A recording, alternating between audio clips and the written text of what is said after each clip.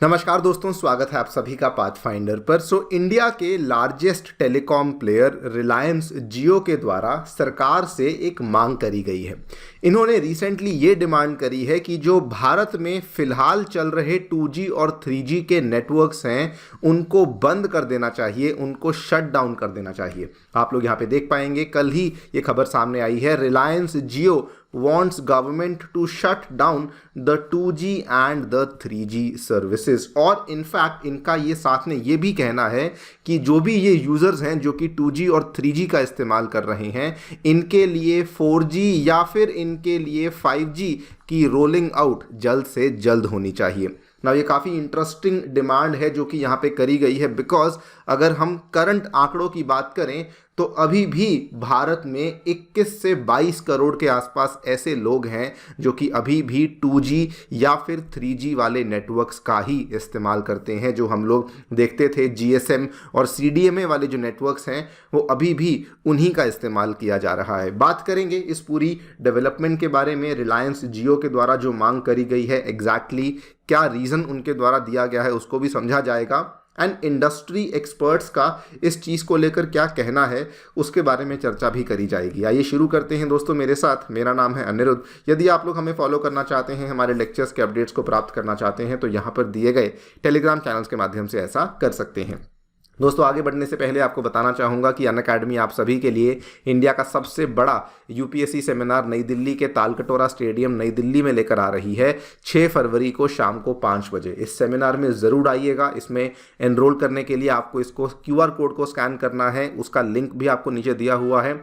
और इस सेमिनार में आपको टॉपर से और अनअकैडमी के कई सारे एजुकेटर्स से मिलने का मौका भी मिलने वाला है। इसके अलावा दोस्तों हमारे सेंटर्स नई दिल्ली के करोल बाग और मुखर्जी नगर में ऑलरेडी लाइव हो चुके हैं। बहुत से अभ्यर्थी यहाँ पर अपनी तैयारी कर रहे हैं जो कि 2024 को टारगेट कर रहे हैं। लेकिन अगर आप लोग 25 और 26 को टारगेट कर रहे हैं तो आपके लिए भी कोर्सेज हम लोग लेकर आ चुके हैं और आप चाहते हैं तो इन कोर्सेज में जाकर के एनरोलमेंट कर सकते हैं। इसके अलावा प्रयागराज उत्तर प्रदेश में भी हमारा सेंटर लाइव हो चुका है और UPSC के साथ साथ UPPCS का भी जो बैच है वो भी वहाँ पर आपको देखने को मिल जाता है। इनमें से किसी भी आपको कोर्स में एनरोल करना है तो नीचे आपको डिस्क्रिप्शन में बिटली लिंक दिया हुआ है जिसमें कि आप जाकर के कुछ डिटेल्स भरेंगे, मेरा कूपन कोड वहाँ पर एंटर करेंगे एंड आपको हमारी टीम रीच आउट करेगी और आपके एनरोलमेंट प्रोसेस को आसान किया जाएगा। राइट, सो रिलायंस जियो का ये मानना है कि समय आ चुका है कि 2G और 3G सर्विसेज को गवर्नमेंट के द्वारा शट डाउन कर दिया जाए। काफ़ी इंटरेस्टिंग है इसमें दो बातें कि सबसे पहले तो रिलायंस जियो का समर्थन करने वाला जो दूसरा प्लेयर जो कि उनको सपोर्ट कर रहा है, दैट इज़ वोडाफोन आइडिया। उन्होंने भी कहा है कि हम भी यहाँ पे रिलायंस जियो के साथ हैं और 2G 3G सर्विसेज को बंद कर देना चाहिए।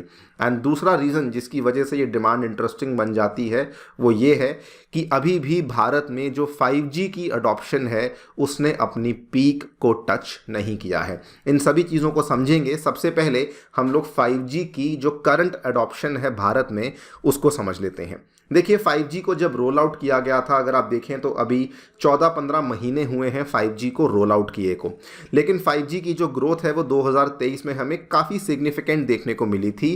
एंड ऑलमोस्ट टोटल जो हमारे टोटल जितने भी 2G 3G 4G 5G में से 5G का जो टोटल परसेंटेज है वो 11% के आसपास पहुंच चुका है। This is a very very good number considering कि अभी केवल एक ही साल हुआ था। लेकिन 5G का अगर हम ओवरऑल अगर हम कवरेज देखते हैं तो बहुत ज़्यादा नहीं है। इवन अगर आप जियो की बात करते हैं जो कि 5G में मार्केट लीडर है, या फिर इवन अगर एयरटेल की बात करते हैं तो कहने को तो ये लोग बोलते हैं कि हमने बहुत सारे शहरों में अपनी 5G सर्विसेज को इंस्टॉल कर दिया है। फॉर एग्जांपल जियो ने एक साल पहले कहा था कि 72 शहरों में, इन शहरों में हमने अपनी सर्विसेज को अनाउंस कर दिया है। लेकिन इसका मतलब ये नहीं कि ये पूरा का पूरा सिटी कवर्ड है, वहाँ पर भी केवल कुछ कुछ इलाकों में ही कवरेज आई होती है। सिमिलरली एयरटेल ने भी लास्ट ईयर मार्च में बोला कि 500 शहरों में हमारा 5G आ चुका है, लेकिन रियलिटी ये होती है कि उसमें जो कंप्लीट फुटप्रिंट है वो कंप्लीट सिटी में हमें देखने को नहीं मिलता। नाउ ये बात क्लियर है कि 5G इवन दो उसका पिकअप काफ़ी अच्छा हुआ, लेकिन 5G का अभी कंप्लीट कवरेज पूरे भारत में नहीं हुआ है। वेरी इंटरेस्टिंगली वोडाफोन आइडिया के द्वारा तो दोस्तों अभी तक कमर्शियल 5G सर्विसेज को लॉन्च ही नहीं किया गया है, बल्कि आज ही की खबर है उन्होंने तो ये अनाउंस किया है कि जब हमें थोड़ी बहुत फंडिंग मिलेगी तब जाकर के हम लोग 6 महीने के अंदर शायद 5G को लॉन्च करने वाले हैं। यानी कि 5G की जो डिप्लॉयमेंट है वो बहुत बड़े लेवल पर नहीं हुई है। 4G की बात करें तो आज की डेट में अगर जनरेशन्स की बात करते हैं तो सबसे ज़्यादा जो डोमिनेंट सब्सक्रिप्शन टाइप है जो कि पूरे भारत में देखने को मिलती है, जिससे सबसे ज़्यादा कनेक्टिविटी होती है, वो 4G ही है। आज के टाइम में 4G के जो यूज़र्स हैं, या फिर ये कहें कि 4G कितने मोबाइल फ़ोन्स में हमें देखने को मिलता है, तो 870 मिलियन के आसपास हमें मोबाइल फ़ोन्स में 4G देखने को मिल जाता है। लेकिन 4G की अडॉप्शन को लेकर कहा जाता है कि चूंकि अब 5G काफ़ी तेज़ी से आगे बढ़ रहा है, तो इवेंचुअली 2029 तक जो 4G के नंबर्स हैं वो 390 मिलियन को रिड्यूस हो सकते हैं। यानी कि आज से 5 साल के बाद 4G का जो नंबर है वो 870 मिलियन से कम होते होते 390 मिलियन पे आ जाता है। नाउ बात करें कि रिलायंस ने यहाँ पे क्या मांग करी है, तो रिलायंस ने बेसिकली क्या हुआ था, TRAI का एक कंसल्टेशन पेपर था on digital transformation through the 5G ecosystem.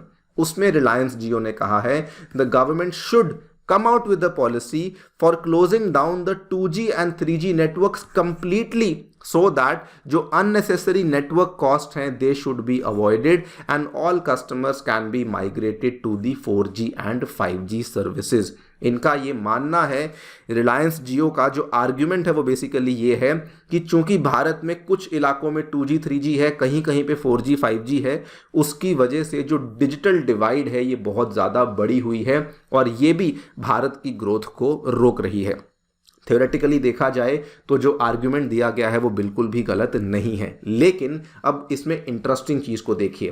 पहली बात तो रिलायंस जियो को यहाँ पर कोई नुकसान नहीं झेलना होगा, बिकॉज जियो के पास असल में 2G सर्विसेज है ही नहीं। अगर आपको ध्यान होगा तो रिलायंस जियो 2016 में अनाउंस किया गया था और 2016 में इन्होंने डायरेक्टली अनाउंसमेंट करी थी with the 4G LTE services. ये 2G सर्विसेज को ऑफर ही नहीं करते हैं। दूसरी चीज़, उन यूजर्स का क्या होगा जो कि अभी भी 2G और 3G सेवाओं का इस्तेमाल करते हैं। ये आपको आंकड़े जो दिखा रहा हूं ये मिलियंस में है, नंबर यहाँ पे लिखा हुआ। CDMA वाले यूजर्स भारत में अभी भी 0.17 मिलियन है, GSM वाले यूजर्स भारत में अभी भी 187 मिलियन है और HSPA 3G वाले यूजर्स अभी भी भारत में 31 मिलियन है। कुल मिलाकर मोटे मोटे 22 करोड़ के आसपास जो यूजर्स हैं वो अभी भी भारत में हमें 2G और 3G वाले ही देखने को मिलते हैं और उनके लिए सडनली 4G 5G को स्विच करना काफ़ी मुश्किल है, बिकॉज जो स्मार्टफोन्स हैं वो काफ़ी महंगे हैं। They can not afford to switch to दो स्मार्टफोन्स बिकॉज ओवरऑल उनके लिए ये पूरा जो सिस्टम है काफ़ी महंगा बन जाता है। इसीलिए कई सारे जो इंडस्ट्री एक्सपर्ट्स हैं वो ये कह रहे हैं कि ठीक है, रीजनिंग डिजिटल डिवाइड की देना सही है, लेकिन यहाँ पे कुछ और भी कहानी चल रही है। कहानी क्या है, देखिए अभी रिलायंस हुआ या फिर एयरटेल हुआ, वो इंडिया में 4G की सर्विसेज प्रोवाइड कर रहे हैं और उन्होंने 5G के कुछ अलग से कोई भी पैक्स अवेलेबल नहीं करवाए हैं, जिसके चलते उनको अपने यूज़र्स को 4G वाले रेट में ही 5G अवेलेबल करवाना पड़ता है।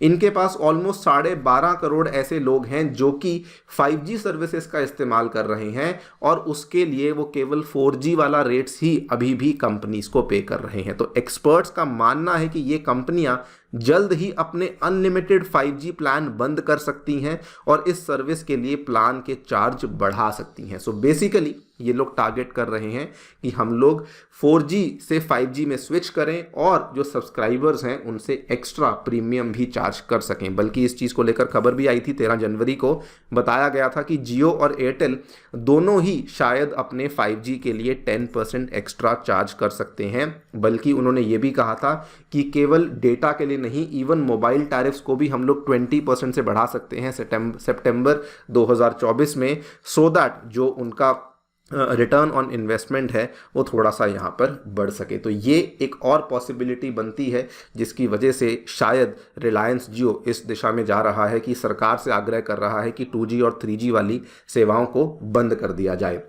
नाउ काफ़ी इंटरेस्टिंग है। ये कंपनीज अपने रेवेन्यू को बढ़ाने के लिए ये वाली मांग कर रही हैं। और सबसे हैरानी वाली बात तो ये है कि इस पूरी गेम में, इस पूरी पिक्चर में हमने BSNL की तो बात ही नहीं करी। BSNL अभी तक भारत ने 4G को भी कंप्लीटली डिप्लॉय नहीं कर पाया है। कल ही की बात है, BSNL को 1 लाख 4G टावर लगाने का ऑर्डर मिला है। ये बहुत सुर्खियों में रहा था। कहा यह गया है कि कंपनी 18 से 24 महीने के अंदर BSNL के 4G नेटवर्क को लगाएगी। मतलब 2026 जनवरी तक जाकर के BSNL पूरे इंडिया में 4G को डिप्लॉय करेगा। तो 5G तो आप भूल ही जाइए, अभी 4G BSNL डिप्लॉय करेगा। और BSNL के बहुत सारे यूज़र्स अभी भी 2G और 3G सर्विसेज का इस्तेमाल कर रहे हैं। वो यूज़र्स जो कि रिमोट एरियाज़ में रहते हैं, हिली एरियाज़ में रहते हैं, ऐसे रूरल एरियाज़ में रहते हैं जो कि अभी भी बहुत पछड़े हुए हैं, उनका क्या होगा? This is something which needs to be thought about. आपकी इस चीज़ को लेकर क्या राय है, हमें ज़रूर बताएं कमेंट सेक्शन में। जाने से पहले दोस्तों बताना चाहूँगा कि अनअकैडमी के ऑफलाइन सेंटर्स में free demo classes, 1-on-1 mentorship, free magazine, library, wifi access जैसी चीज़ें अवेलेबल होती हैं। ऑल्सो लिंक पे आपको जो ये लिंक दिया गया है, UPSC के फ्री नोट्स भी अवेलेबल करवाए गए हैं। इस लिंक पर ज़रूर जाकर के क्लिक कीजिएगा। Thank you so much for listening. Stay tuned and stay safe.